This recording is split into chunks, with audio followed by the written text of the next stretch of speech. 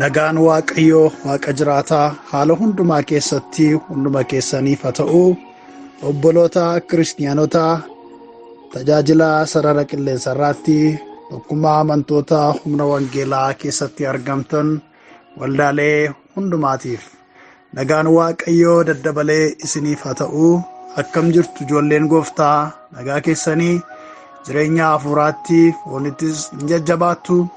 Waaqayyo Gooftaan inni jireenya nuuf laatee haa ulfaatu. Ani obboleessa keessanii fi tajaajilaa keessan eebbaa abarraati. Waaqayyo anaafis mana koofis nagaa guutuu naa kenneera. Maqaan isaa bara baraan haa kabajamu. Waaqayyo keenya teessoo isaa irratti ol hin qabna. Inni nu gargaaree namoota har'aa taaneerraa hojii Waaqayyo olii wajjiniin hojjechaa jirra. Gooftaan inni gama tokkummaa kanaatiin nu barsiisaa jiru haa ulfaatu.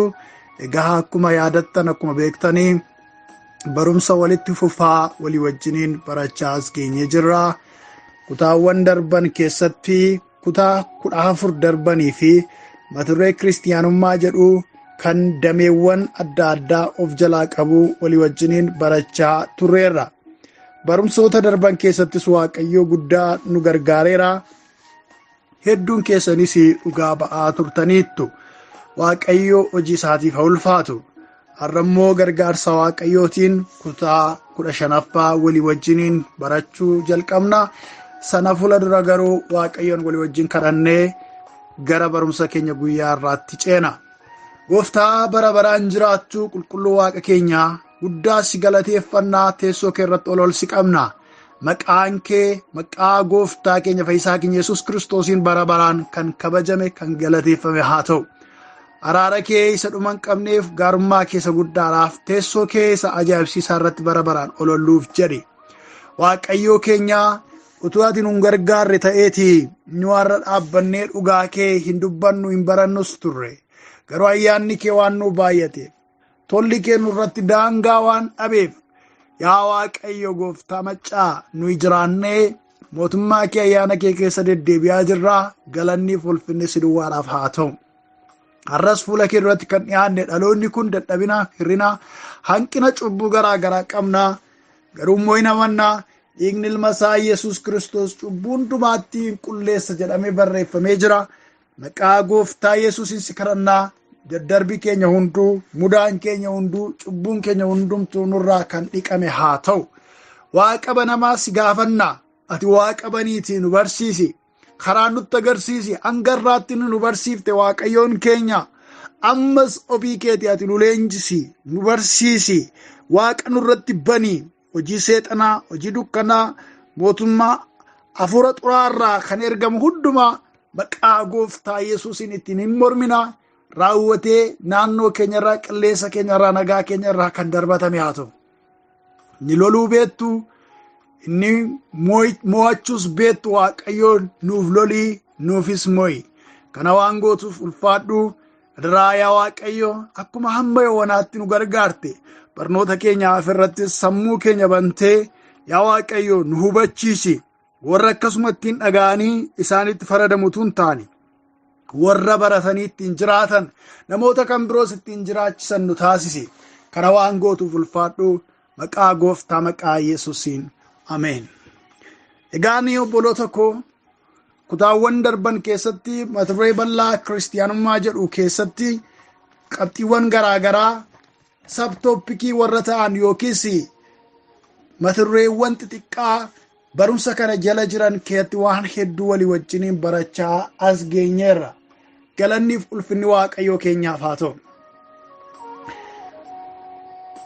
Keessumaa immoo kutaa 14ffaarraa kaafnee qoramsaa fi ari'atamaa mudannoo chaalenjii waldaan kiristaanaaf kiristaanummaan dabarsaa as ga'ee walii wajjiniin ilaaluu jalqabne. Qoramsi kiristaanummaaf waldaa kiristaanaa mudachaa ture maal isa jedhu ilaalaa jirra. Kutaawwan murtaa'e booddee immoo har'oo bara keessa jiraannu keessa immoo waldaan kiristaanaa maaliin qoramaa jirti, maaliin ilaalamaa jirti, chaalenjii kan itti maal isa jedhu ilaaluuf deemna. Har'allee kutaa 15ffaa yeroo ilaallu qoramsuma kanaan dura waldaan kiristaanaadhaa keessa dabarte ilaalaa turte sanatu walii wajjiniin itti fufnee baranna.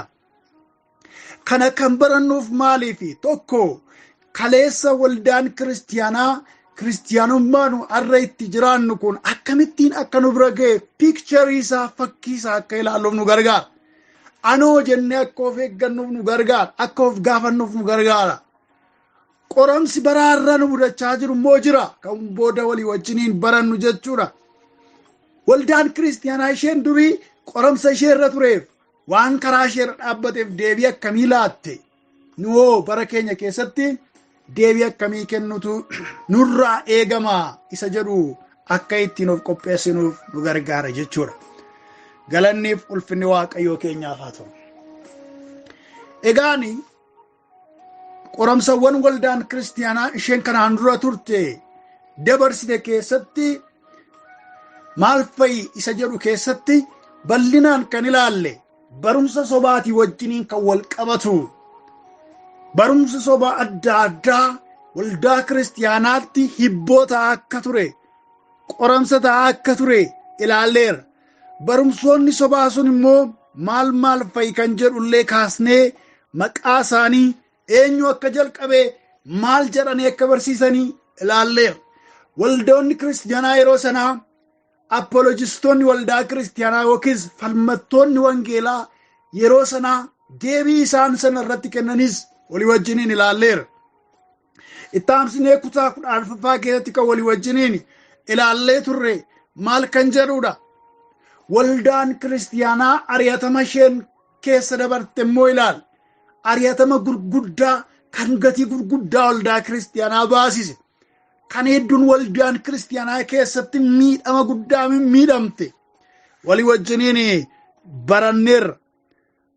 Salphaalumatti karaa marraa dhufee akka tasaa kan nu qaqqabe utuu hin taane hedduun gatii itti baasanii, hedduun itti aarfamanii, du'a gar malee itti du'anii akka wangeelli nu qaqqabe ilaaluudhaaf yaallee jirra.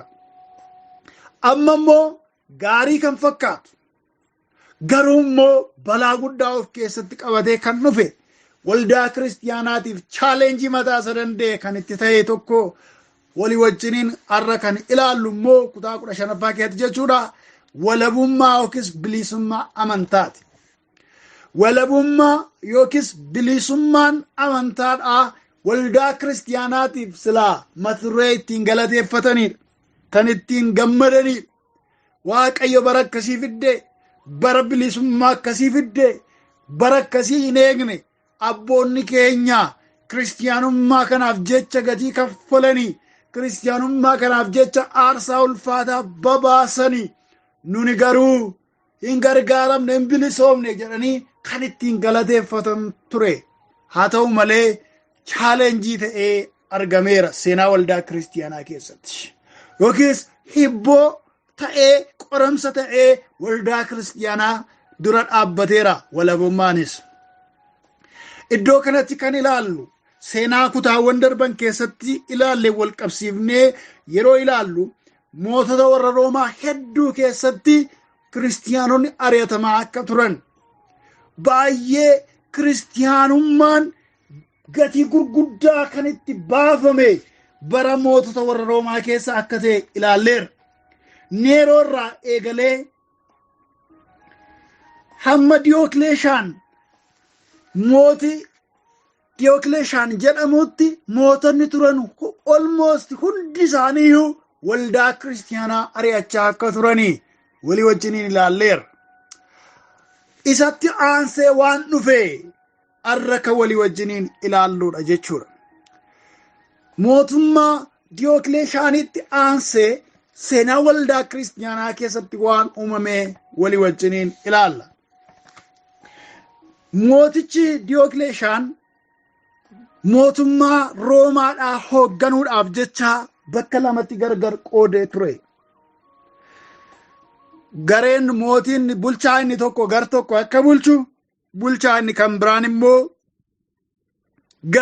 karaa garasiitiin akka bulchu, bahaaf gara bitaa godheetu yookiis kaabaaf bahaatti gargar qoodee bulchaa tureera. mootiin akka kanattiin geggeessu kun warri isa jala turan warri inni akkasittiin aangoo kenneef keessaa mootiin hamaan bulchaa hamaaniif waraan dhiigessi balleessuudhaan beekamu tokko gara dhumaa ga'ee dhukkuba hamaa dhukkubsatee ture. Dhukkuba ulfaataa gaafa dhukkubsatee jedhu waa'ee barsiisa du'iif du'a booddee adamni akka jiru jireenyis akka jiru waan dhaga'uu fi si'ooliin waan sodaatee fi gara dhumaa siree isaarra ciisee utuu hin du'iniin kiristiyaanonni akka isaan hin ari'atamnee fi labsii labse. Namni kana godhe kun guutummaa guutuutti ari'atamaa kiristiyaanotarra ture hin dhaabsise miti. Bulchaan kun Galeeriyoos jedhama. Bulchaan kana raawwate. Gama biraatiin kan bulchaa ture Konstaantinuus kan jedhamu namni kan biraan tureera. Namni kun yeroo gabaabaa edda geggeesse booddee inni hin du'e. Edda inni du'e booddee ilmi isaa Konstaantinuus kan jedhamu itti fufee biyya geggeessuuf jalqabe.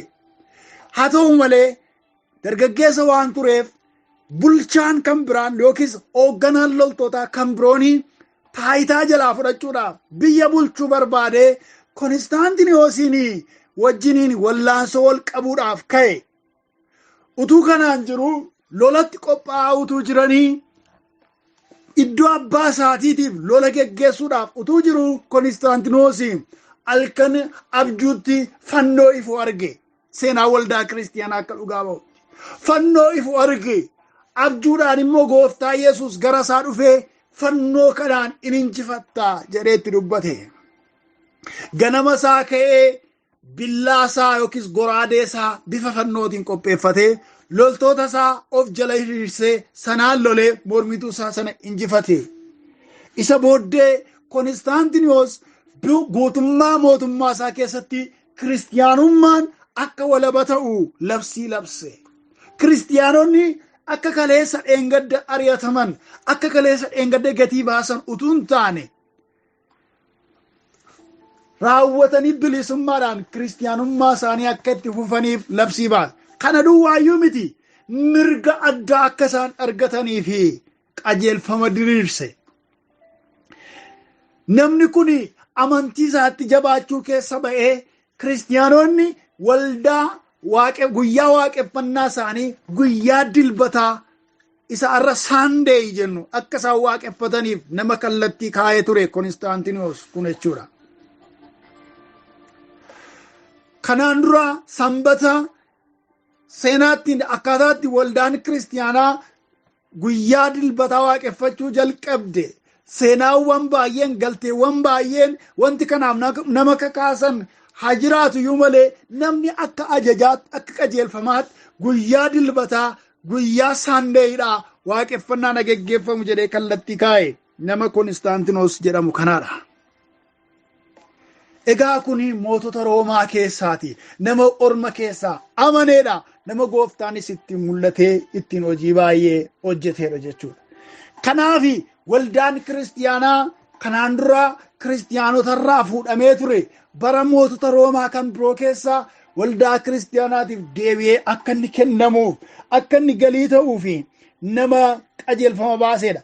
Ijaarsi gurguddaan Konstaantinoopil keessatti ishee har'a Istaanbul jedhamtu jechuudha. Turkii keessatti jechuudha. Ijaarsi gurguddaan akka ijaaramuuf nama kallattii kaa'ee ture jechuudha. Namni kun iddoon ijaarsa sanaadhaa booddee jaarraa jaafaa kun hundumtuu kan inni ta'e bara 311 bara 312 keessadha. Edda musliimonni ka'anii bakka inni itti ijaarsa ijaare kun masgiidatti kan jijjiirame yoo ta'u bara ammaa kana seenaan akka kaa'utti bakki sun muuziyeemiidhaaf adda ba'ee jira. Bakka namoonni daawwatan ta'eeti jira.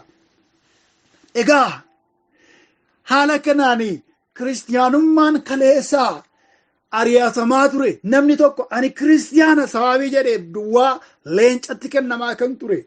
Sababii ani kiristiyaana jedheef duwwaa mucaan isaa harkaa fuudhamee mucaan ishee harkaa butamee abidda keessatti jalaa darbatamaa kan ture, bineensa jalatti darbatamaa kan ture, Yesuusiin gantamoo kiristaanummaa dhiistamoo jiraachuu barbaadda jedhame nan du'a, wangeelaaf jedheen aarsaa ta'a jedhanii namoonni kan itti du'aa turan. Bara Konstaantinoos keessa garuu namoonni bilisummaadhaan kiristaanummaa lallabuutti ka'an. Kanaan wal qabatee maaltu ta'e? Namoonni humnaan baay'atan, garmalee baay'atan hedduun kiristaanummaatti jigan. Baadiyyaadhaas magaalaadhaas hedduun kiristaanota ta'an, hedduun hin amanan. Baay'ina namaa hedduu uumame kanarraa kan ka'e namoonni barsiisan hin xiqqaatan. Kanaaf namoonni maasiidhaan yookiis gareedhaan iddoo tokkotti lallabanii jaarsoliinii fi bishoopponni turanii tuutatti dhaabatanii lallabanii namoonni barsiisa gahaa utuu hin fudhatin, namoonni leenjii gahaa utuu hin fudhatiniin maal godhu? Dhaqanii cuubamu turani. Kanarraa kan ka'e akkaataan qabaa amantootaadhaa hin bade. Bilisummaan inni argamsiise gama biraatiin namoota baay'ee disaayippilshiip gochuudhaaf, bartuu Yesuus gochuudhaaf danqaatee argame. Kanaaf jecha balaan kanaan wal qabatee dhufe maaliidha yoo jettanii, aadaan waaqeffannaa waldaa kiristaanaa keessa gale. Namoonni sirna waaqeffannaa isa waaqayyoolii tolfamoodhaaf geggeessaa turan qabatanii waldaa kiristaanaa keessa seenuutu dhufe. Waaqayyoolii tolfamoodhaaf isa aarsaa dhiyeessaa turan sana as fidanii waldaa kiristaanaa keessatti shaakaluuf jecha maal godhanii? Giiftii Maariyaamiif yookiis haadha gooftaatiif, ergamootaaf, namoota martireer ta'an yookiis immoo wareegamanii, gootota kanaan dura wareegamaniif maal gochuutti ka'ani? Sirna sagadaa, sirna waaqeffannaa qindeessuufitti ka'an. Kun hundumtuu maalirraa dhufe yoo jettanii, namoonni baay'achuurraa kan ka'e, amantoonni baay'achuurraa kan ka'e, namoonni barsiisan tiyooloojiyaaniin xiqqaachuurraa kan ka'e, namoonni baay'een bilchina dhabuurraa kan ka'e, ofii isaaniitiiyyuu sirna waaqeffannaa dura bu'anii geggeessuuf macaafa qulqulluu keessaa bakka murtaa'e duwwaa dubbisuu malee barsiisa gahaa waan hin qabnee fi waaqeffannaan aadaadhaa waldaa kiristaanaa guute.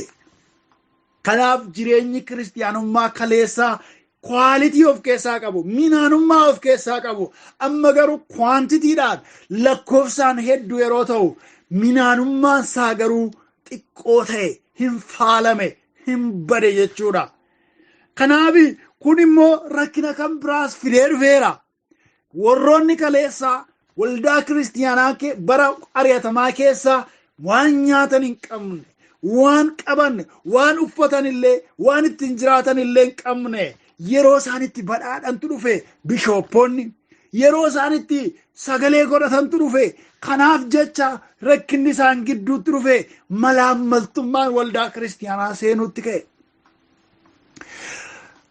Malaammaltummaan korraapshinii waldaa kiristaanaa seene. Namoonni filamuudhaaf, sababiin isaa kiristaanummaan akka amantii mootummaa waan ta'eef, kiristaanummaan akka amantii mootummaa waan ta'eef namoonni filamuudhaaf, taayitaa argachuudhaaf yeroo isaanitti maallaqa kennanii walii isaanii muudantu ga'e.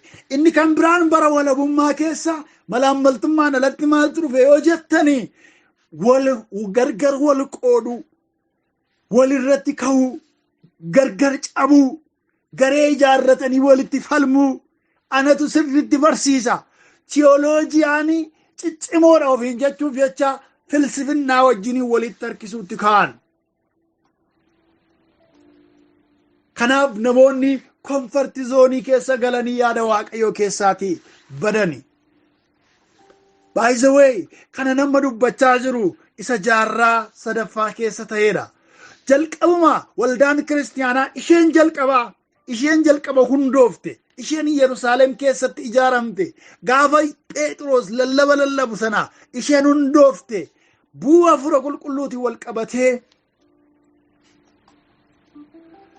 jijjiiramni gurguddaan, miraakelii gurguddaan, dinqiin gurguddaan isaan gidduutti raawwatamuu gaafa jalqabu, ergaa isaanii Great Commission isa jalqabaa sana hin dagatan.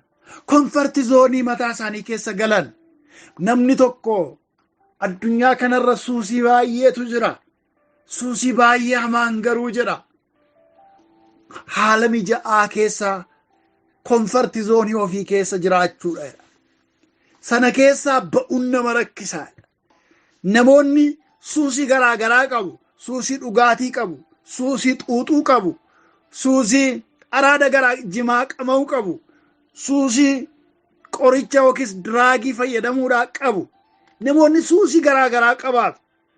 Suusii kana hundumaa keessaa suusii ulfaataan addikshinii jabaan garuu comfort zoonii ofii keessaa ba'uudhaadha. Kana macaafa qulqulluu irraa osoo hin taane beekaan wayii kan jedhuun isinitti dubbadhe yookiis yaadachiisu. Rakkina kanatti waldaa kiristaanaa ishee jalqabaa mudatee ture. Yerusaalem keessatti Gooftaa Yesuus Great Commission yookiis ergaa guddicha gaafa isaanitti kenne jalqaba humna argattu hafuurri qulqulluun isiniif hin dhufa. Humna argattanii booddee Yerusaalemitti, Samaariyaatti, Yihudaatti, Samaariyaa hundumaatti achi mandaara lafaatti dhuga baatu tokko taatu. Adeemsi isaa Yerusaalem irraa jalqabdu, Yihudaa deemtu, achi Samaariyaa deemtu, achi handaara lafaa. Yerusaalem, Yihudaa, Samaariyaan Israa'elumadha. Sadanuun isaaniiyyuu. Yerusaalem magaalaa guddoo Yihudaati. Yihudaatti marsee kan jiru immoo Israa'eloon biyya Israa'el, ijoollee Israa'el warra hafan, qomoowwan warra hafanidha. Samaariyaa kan jennu immoo jechuudha. Isa booddee warri hafan ormoota warra biyya lafaarraati. Adeemsi isaanii istiraateejiin Great Commissionii Gooftaan isaaniif kennee gara samiitti ol ba'e kana ture. Isaan garuu achuma Yerusaalem keessa hooyifatanii turuu barbaadan. Yerusaalem keessatti miraakilii hojjetanii ajab jedhanii galateeffatanii lallabanii hooyee jedhanii nyaatuma walitti qabanii Gooftaa Yesuus dafee dhufa jedhanii waan yaadanii fi waan qabaniyyuu gurguranii walumaa wajjin worship gochuu waa'ee biyya biraatti deemanii wangeela lallabuu dagatanii turan. Comfort zoonii isaanii keessaa isaan baasuudhaaf jecha tuulii Gooftaan itti fayyadame, meeshaa Gooftaan itti fayyadame ari'atama isaanitti gadhiise.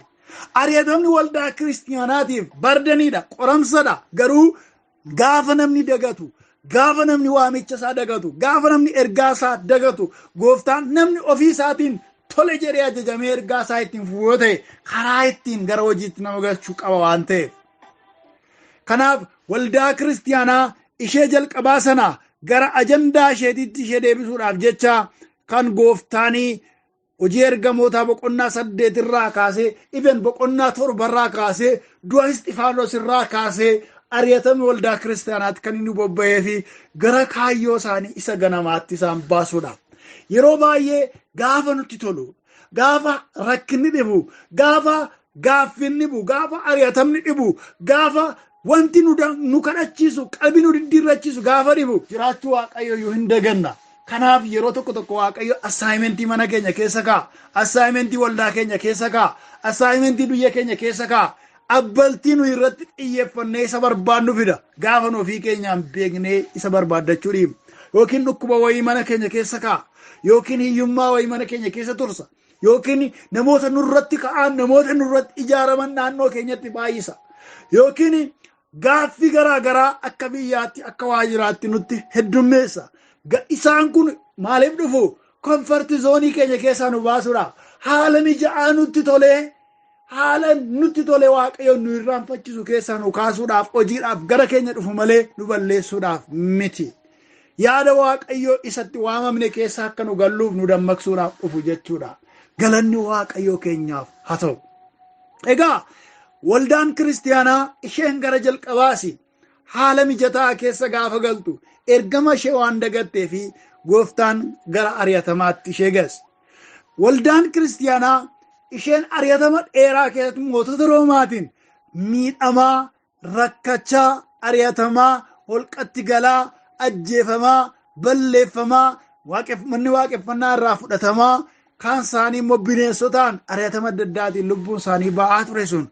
Gaafa Waaqayyoon Moosee tokko waanjoo irraa fuudhe, mootii yookiis geggeessaa Roomaa jabaadhaaf nama gaarii jedhame Konstaantinoosiin isaaniif kennee jedhu isaan immoo yeroo murtaa'eef carraa argatanii babal'atanii lafa guutanii baadiyaan magaalaan kiristiyaana jedhamu iyyuu malee amma immoo maaltu isaan gidduutti dhalate? chaalenjii kan biraas isaan gidduutti dhalate. inni immoo maalidha?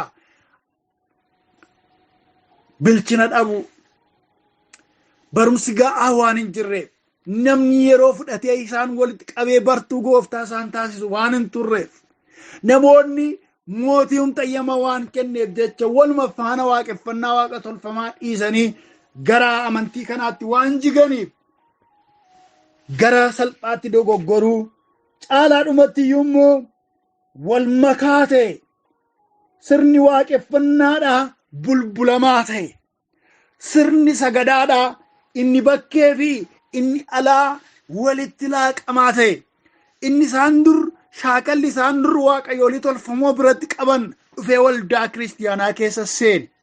Har'aa amantaaleen waaqeffannaa yookiin sagadaa Maariyaamiif sagadan, Maariyaamiif waaqessan, ergamoota waaqayyoo Gabri'eel faa Mikaa'el fa'iif sagadan, isaaniin kadhatan, nuuf ammaalladu yookiis nuuf kadhatu jedhan.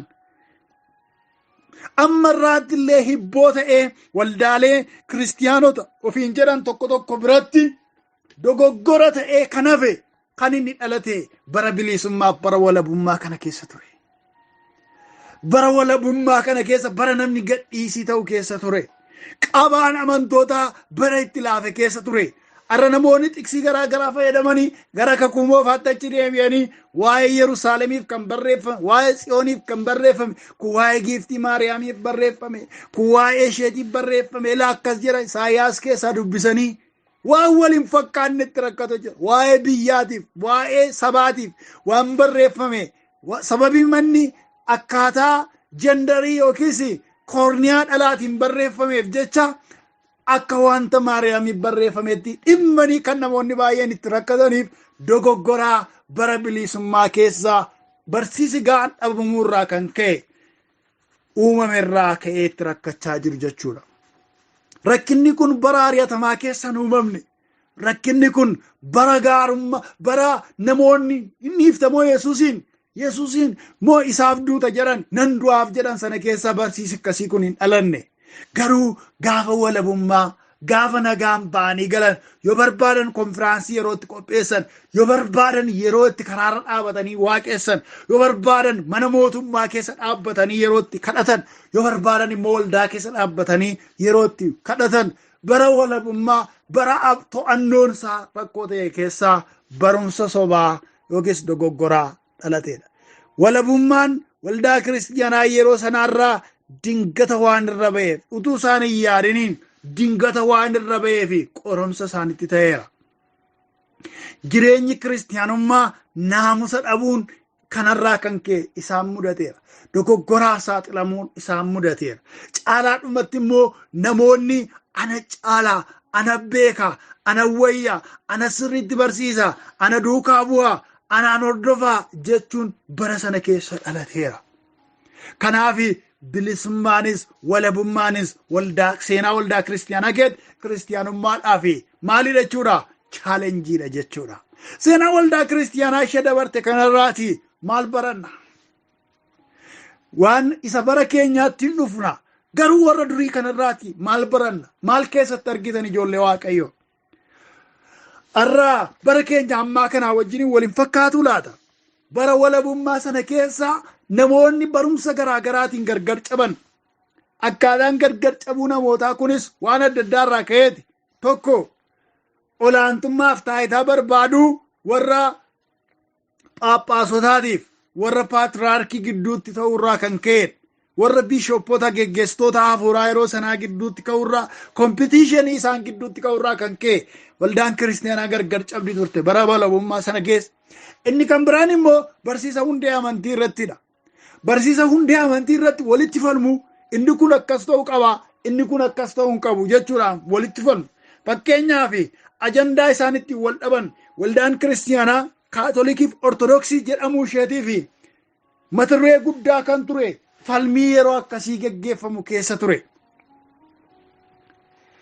falmii kanallee walitti deebisuudhaaf walitti fiduudhaaf hedduun isaanii hin rakkataniiru.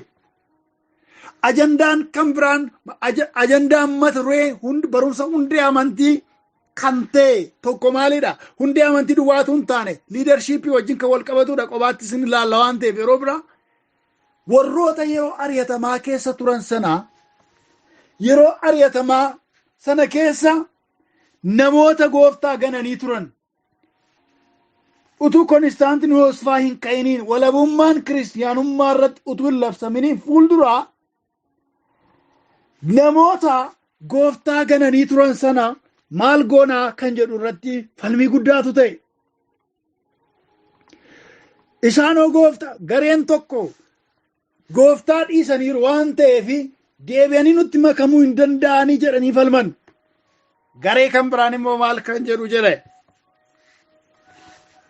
Garee kan biraan immoo lakkii carraa qalbii diddiirrannaa kennuufiitu nurra jira kan jedhutu uumame. Kun faan maal ta'e jechuudha? Waldaa kiristiyaanaa bara bilisummaa keessa kan ittiin wal faccisan kan ittiin walitti falman ta'e jechuudha. Kanaaf bilchina dhabuurraa kan ka'e balbala mootummaa waaqayyoodhaa akkuma barbaadanitti ofii isaaniitiin murteessuutti waan of yaadanii fi fincila isaan gidduutti uumame jechuudha. Kanaaf wantoota lamarraa jechuudha garaagarummaan kun barsiisa hundee amantiitii fi olaantummaa faayidaa jechuudha. Fakkeenyaaf duraan kanan tuqee ture kaatolikiin fi ortodoksiin gargar ba'uu isaaniitiif sababni tokko aangoo Phaaphaasii irrattidha. Phaaphaasiin warra Roomaadha, gartuun kaatolikiidha, Phaaphaasiidhaaf olaantummaa addaa, posiishinii addaa gaafa kennanii warra ortodoksii biratti immoo akkas hin turre. Kanaaf inni kun chaalenjii isaan ittiin gargar ba'an ture. Waa'ee eenyummaa Kiristoos duwwaa irratti utuu hin taane waa'ee aangoo Phaaphaasii irrattidha. Paatriyaarkiin yonnaa bishooppota warra isa biran jiran caalaatti paarii godhata ta'e deebinee walii wajjin mari'achuu dandeenya jedhanii jaarraa 14ffaa keessa deebisanii marii kana kaasanii turan.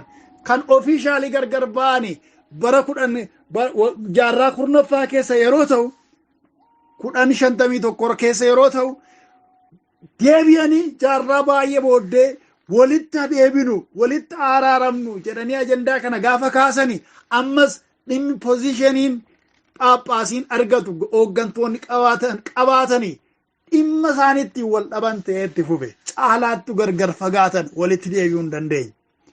Kun maalirraa dhalate jettanii dhimma bara bilisummaati. Bara ari'atamaa namni taa'ee situ hoogganuu qabaa, situ caaluu qabaa, ana caaluu qabaa hin jedhu hundumtuu Yesuusin ilaala. Yesuus nu ceesisi, gooftaa nu ceesisi, gooftaa nu dabarsi jedha yeroo ari'atamaa.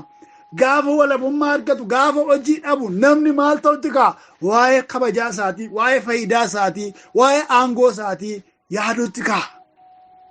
Kanaaf walabummaanis chaalenjiidha jechuudha. Arroo waldaa kiristiyaanaa ishee bara sanaa akka kanatti miidhamteef dogoggora adda addaatiif saaxilamtu irraatiin maal baranna isa jedhuttan deebi'a. Yeroon amma keessa jirru keessumaa akka konteekst biyya Itoophiyaatti yoo ilaalle kiristiyaanummaan yeroo inni itti bilisummaa qabudha. Hedduutti magaalota harka caalu Itoophiyaa keessa jirtu keessatti. Arrumayyuu biyya Itoophiyaa keessatti Yesuus gooftaadha, Yesuus fayyisaadha jedhanii afaan guutanii dubbachuudhaaf magaalonni naannoleen keessatti rakkatan ni jiraata. Guutummaan guutuutti hundumatu bilisummaadhaaf ba'ee lallaba jechuu miti. Garuu harki caalaa biyyattii keessatti namni walabummaadhaan yoo barbaade dhuunfaadhaan karaa dhaabbatee Yesuusin nama dhuunfaatti lallabuu danda'a. Yoo barbaade konkolaataarra dhaabbatee spiikariidhaan lallabuu danda'a. Yoo barbaade nama lama sadii dhaabbatee lafa namni walitti gujjaa'ee dhaabbatutti keessa deemee Yesuus geetaanoo, Yesuus yaadinaal, Yesuusitti amanaa, Yesuus gooftaadha, Yesuus hin fayyisaa jedhee lallabuu danda'a. Walabummaan akkasii jira. Yookiin immoo mootummaa yabsiisee kiruusadii gurguddaa qopheessee, jamaa gurguddaa qopheessee, maayikii gurguddaadhaan fagootti kan dhageessisuun sirna waaqeffannaa geggeessuu danda'a. Walabummaan akkasii ni jira. Namoonnis baay'inaan isa durii caalaa gabaa miiliyoonaatiin gara mootummaa waaqootti dabalamaa jiru biyya nu keessa jiraannu kana keessatti. Garuu kwaalitiin akkami? Garuu hammam namoonni bartuu gooftaa ta'aa jiru. ammam Yesuusin fakkeessinee namoota Yesuusitti safarree guddisaa jirra inni jedhu garuu gaaffiidha. Namoota Yesuusin fakkeessaa jirti moo waldaan kiristaanaa paasterii isaanii, raajii isaanii, ergamaa isaanii, tajaajilaa isaanii, jaarsa waldaa isaanii, qeesii isaanii fakkeessaa jiru yoo jenne gaaffii kana deebisaa isinumaaf annisa. Hammam gooftaa fakkeessaa jirra? Ofii keenya mul'isaa jirra moo dhalootatti Yesuusin itti agarsiisaa jirra inni jedhu gaaffii guddaadha. Namoonni Yesuusin bartuu Yesuusin jechuun Yesuusin fakkaachuu jechuudha. Kiristiyaana jechuun guyyaa jalqabaa akkuma jenne Kiristoos irraa diraayivdii kan ta'e jechuudha. Kiristoos irraa kan dhalatee jechuudha. Kiristoos irraa kan biqilee jechuudha. Foolii Kiristoos kan qabu jechuudha. Kiristoos jedhee kan urgaa'u jechuudha. Kiristoos ifa akkuma ta'e ifa ta'ee namatti ifa kan dabarsu jechuudha. Garuu har'a amantoota gara gooftaa dhufanii haala kanaanii Yesuusin fakkeessinee qarratsaa jirraa, bocaa jirraa yoo jenne ifaadha. Namni hedduun Yesuusin fakkeessee dhalootaa oomishaa hin jiru. Bari walabummaa rakkinni isaa kanadha. Namni akka barbaade waan ta'uuf wanti chaalenjii isa godhu waan hin jirree fi olaantummaa gooftaadhaa caalaa wanta faayidaa isaatiif ta'u waan kiisii isaa bal'isee maallaqaan guutu baankii isaa maallaqaan guutu malee waa'ee mootummaa Waaqayyoo hedduu ba'aa ittiin ta'u. Egaa ijoollee Waaqayyoo sagalee Waaqayyoo isa baranne kanaani immoo bara keenya keessatti of ilaaluun nuuf ta'a. Seenaa waldaa kiristaanummaan keessa darbee dhufe, chaalenjii kiristaanummaan keessa darbee dhufe gaafa laallu walabummaanis keessatti kan dammaquu qabnu, ija addaatiin ilaaluu akka qabnu, walabummaa arganne jennee jiraachuu waa utuu hin taane keessa dhaabannee of ilaaluu akka qabnu, maaliin nu nyaachaa seenaa keenya maaliin gurraachisaa jira jennee of ilaaluun akka nuuf ta'u seenaan kun nu yaadachiisa jechuudha. Egaa Waaqayyoo warra hubannaa qaban, warra dhaloota darban irraa waa barachuu danda'an nu haa taasisu. Kutaa 15 walabummaa yookiis bilisummaan amantaa chaalenjii waldaa kiristaanaa akka ture kan keessatti ilaalleedha jechuudha. Yoo Waaqayyoo jedhee kutaawwan itti aanan keessatti kutaa kanaa wajjin kan wal qabatanii rakkoo geggeessummaa yeroo sana keessa ture kutaa 16 keessatti kan walii wajjin ilaallu ta'a. Asumaan kan nuti yaadachiisu yeroo barumsa kana barattanii wantoota gaaffii isinitti ta'an, wantoota ibsa irratti isin barbaachisu yoo jiraate hamma gaafa barumsa kana xumurree raawwanneerra jennutti hin eeginaa. Gaaffii qabdanii karaa keessaa anaaf dhiyeessuu dandeessu. Dhuunfaadhaan anaaf dhiyeessuu dandeessu. Gaaffii keessanii hamma Waaqayyoo hubannaa anaaf laatee irratti ibsaaf deebii isiniifan dhiyeessa jechuudha. Kanaafi kana carraa akkasii yaadadhee wannaan isinitti himaan turre ta'e gaaffii qabdanii hamma xumuraa barumsa kanaatti hin eeginaati gaafachaa deemuu dandeessuun isiniin jedha. Waaqayyo gooftaan isinaa eebbisu. Yeroo qabaanneef Waaqayyo ulfaatu. Gooftaa walii wajjiniin galateeffanneetu xumurra. Waaqa hundumaa gararraatti bara baraan guddaa taatee yeroo nu laatte kanaaf si galateeffannaa. Bara baraan galanni siif haa ta'u. Hafuura keessa qulqulluudhaan waan nu gargaarteef barsiisa barbaachisaas nu kennaa waan jirtuuf bara keessa jirru ija addaatiin ilaaluu akka dandeenyuu fi ayyaana keetii waan nu gargaarteef bara baraan ulfaadhu kabajami. Ammas yaa Waaqayyoo dhugumaan anis ta'e dhaloonni ergaa kana baratu ija ittiin bara keessa jiru ilaalee bara walabummaadhaa fi haala walqixxaataa fakkaatu kana keessatti ulfina kee ulfina Waaqayyoodhaa calaqqisiisaa darbu. Ija akkasii ayyaana akkasii nuu kenni. Maqaa gooftaa Yesuusiin jireenya faduulii, jireenya kaayyoo hin qabne, jireenya waa gargar baasee ilaalle utuu hin taane jireenya waa gargar baasee ilaaluuf qarooba namaa fuulduratti adeemuu danda'u nu eebbisi. Maqaa gooftaa Yesuusiin gargaarsa kee gargaarsa Waaqayyootiin gara keenya kottu. Kana waan gooteef ulfaadhu. Geggeessitoota dhaloota kana tajaajilaa jiran isa baratan kana waldoota isaanii qaqqabsiisaa jiran irratti ayyaanni kee ayyaanni Waaqayyo dabalamu mul'ata geggeessummaa isaaniif dabali. Kana waan gooteef ulfaadhu maqaa Gooftaa maqaa Yesuusitiin. Ameen. Waaqayyo isin haa eebbisu. Eebbifamaa. Egaan akkuma yeroo kaan gootanii barumsa barattan kana eddaa barattaniitii dhaggeeffattanii booda geggeessitoonni waldaalee keessaniifis qooda